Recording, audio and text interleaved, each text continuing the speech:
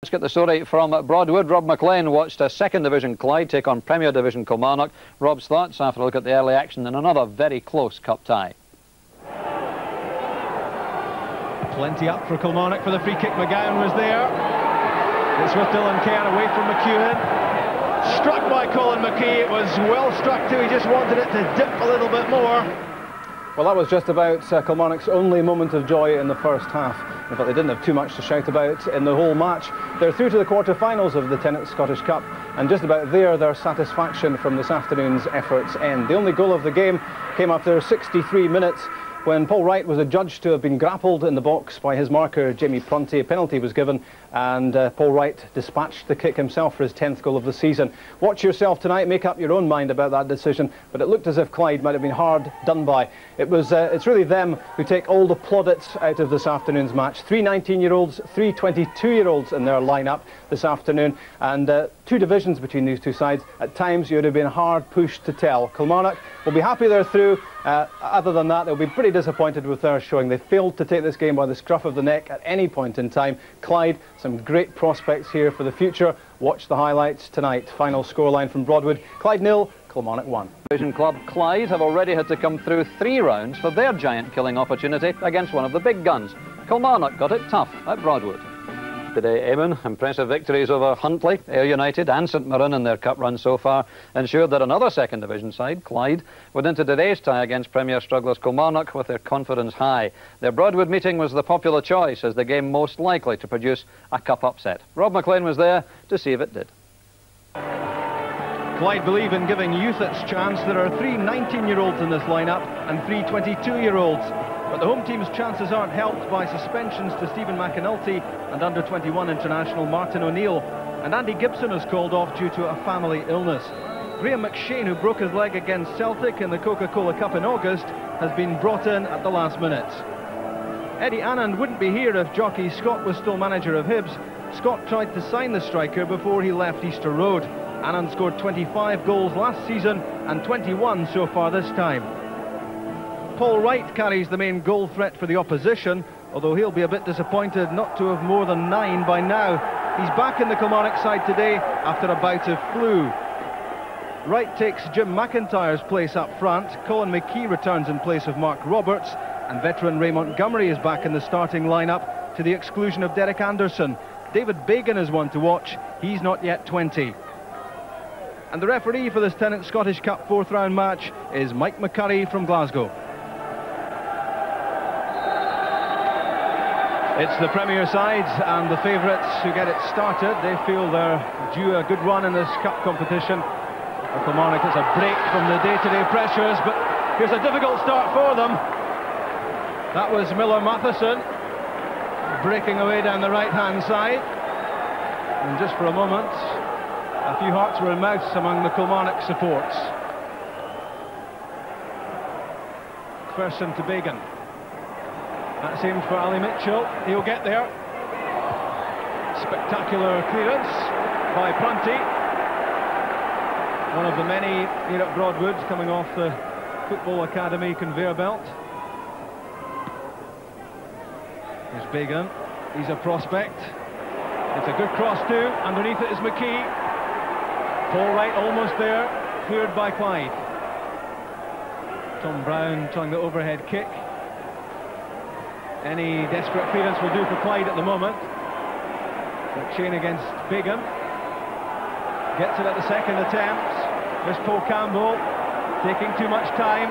Now Gus MacPherson. Well, he worked himself into the shooting position, but that expression tells you everything about the shot. He can strike them, Gus MacPherson, well capable.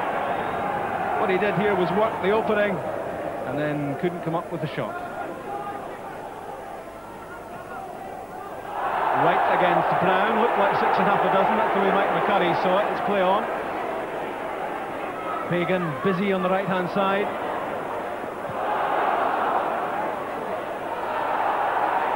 Colin McKee has it for Kilmarnock. Now Mitchell, MacPherson. Away from McEwen and away from Branley. Now that's good play from MacPherson, just cooling things down in the middle. Here's Kenny Gillis. Eddie Anand is up ahead of him. Anand was fouled by Ray Montgomery, not much doubt about that one. Montgomery's furious, but you really can't have too many complaints about that. Clattering in from behind on Anand, as Eddie Anand tried to play that one back to Gillis. And cool it is the message.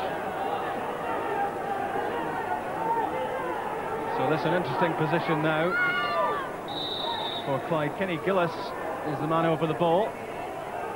Brownlee, Anand, MacPherson, all in the middle. But that's Drago Lekovic's ball. It's a disappointing free kick.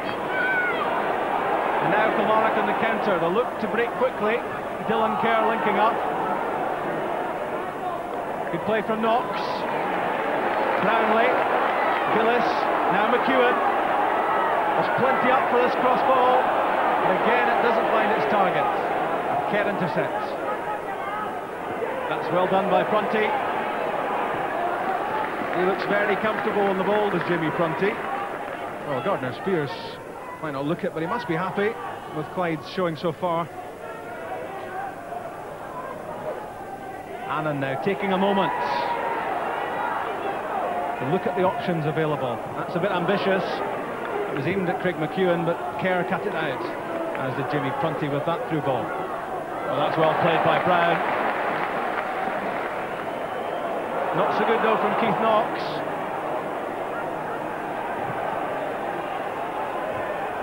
Won by McGowne, flicked on by McKee. Here's Paul Wright.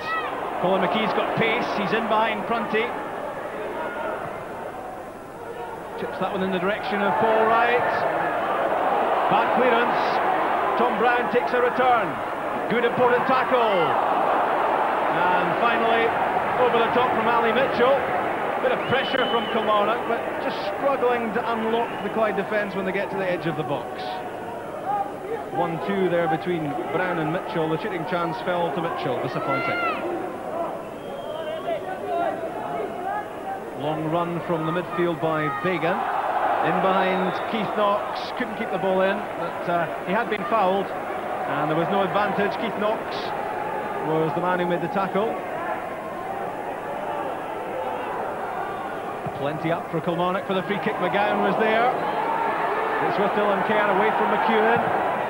Struck by Colin McKee. It was well struck too, he just wanted it to dip a little bit more. And that might well have been heading for the top right-hand corner.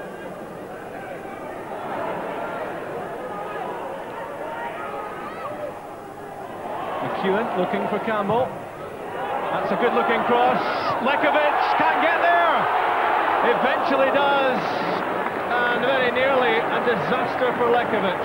The goalkeeper is furious, I imagine, mainly with himself. It looked a fairly straightforward catch, but this is more encouragement for Clyde. Campbell's cross, it was high, it was hanging, and Lekovic nearly conceding an embarrassing goal.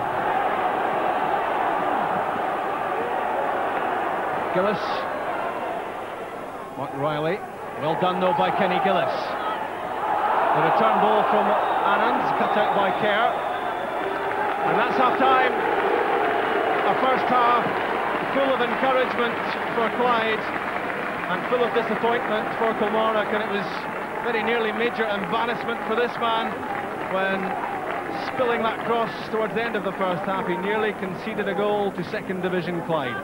But at half-time, it's Clyde 0, Kilmarnock 0. Clyde get the second half started. They've already beaten Huntly, Ayr United and St Mirren in this cup run, and they must be heartened by what happened in the first half about the hopes of knocking out Premier side Kilmarnock. Stamina will be their problem. They're a second division side against a team from the top flight, and how will their fitness hold out?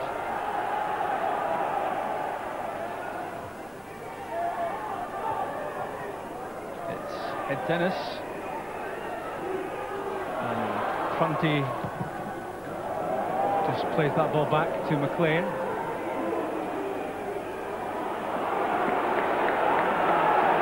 Here comes Kenny Gillis and Miller MacPherson. Campbell, nicely flicked on by Brownlee.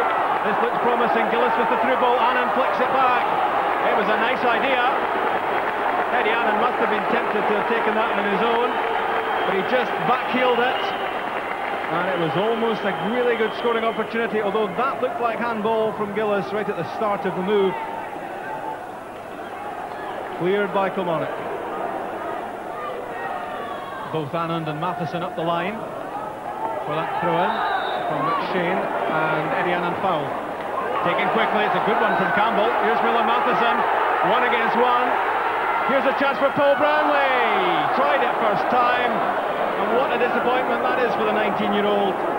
He'll think now he should have taken a touch, and that was a real chance for Clyde. Here's Kerr, as Kilmarnock tried to build a counter-attack.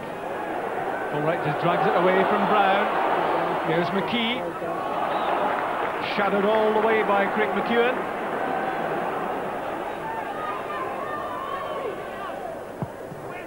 Firmly hit from Bagan, away from Brown, and Campbell just hammers that one clear. It's hammered in by Bagan. There's Tom Brown, all the way across the goal. Here's Kerr, onto the left foot, away by Prunty. Back in again, this time from Reilly. Trailed away by Kenny Gillis. That's well tackled by Mitchell. Won by MacPherson, whose dive seemed a little bit theatrical, but the free kick already given. Lots of urgency now about Kilmarnock. Really trying to get this game by the scruff of the neck. MacPherson comes off the back of Brown's head. Here's Paul Wright, and it's a penalty kick. Clyde concede a penalty. They're absolutely furious. They can't believe it. But referee McCurry's made up his mind. Well, here was the incident. Played in by MacPherson. It went all the way through off the head of James Brown to Paul Wright. There was grappling between Wright and Prunty. Well, you would have to think that Clyde can feel hard done by. Jamie Prunty has been booked for his protests.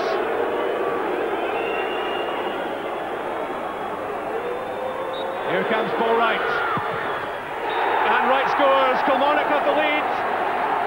Paul Wright's 10th goal of the season. And that will make everyone among the Kilmarnock support and players breathe a little easier. They've struggled for supremacy in this game. But that's a goal which takes a little pressure off now for them. Firmly struck, and Mark McLean shows the wrong direction. Paul Wright is a difficult man to stop from that sort of range.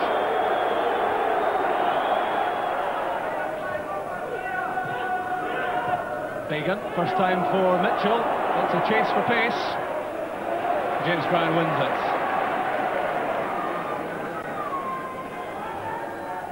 MacPherson looking for Mitchell, and now MacPherson again. There's Paul Wright.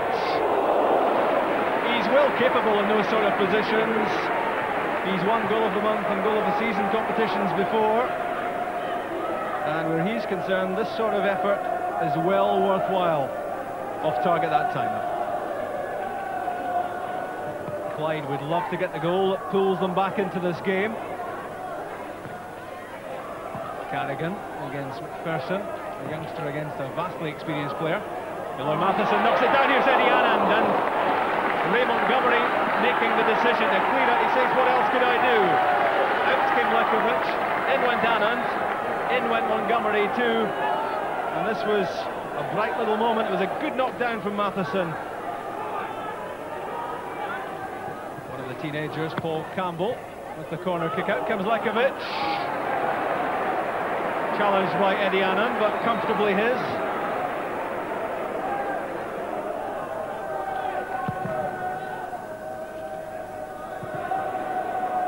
Paul Wright under the bouncing ball. Releases Alex Burke. Lovely, elusive play from Burke. Tackled by Kenny Gillis. Burke is quick and he's at good control, and Gillis had to make the intervention. Good play from Paul Wright. It was Alex Burke who came on to the pass from Paul Wright, but the effort was too high. Lovely little flick, lovely change of direction too from Burke.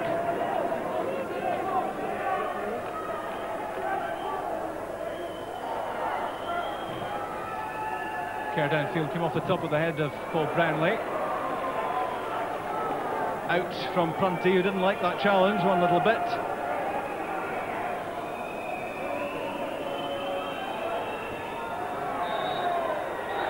And that's full time at Broadwood.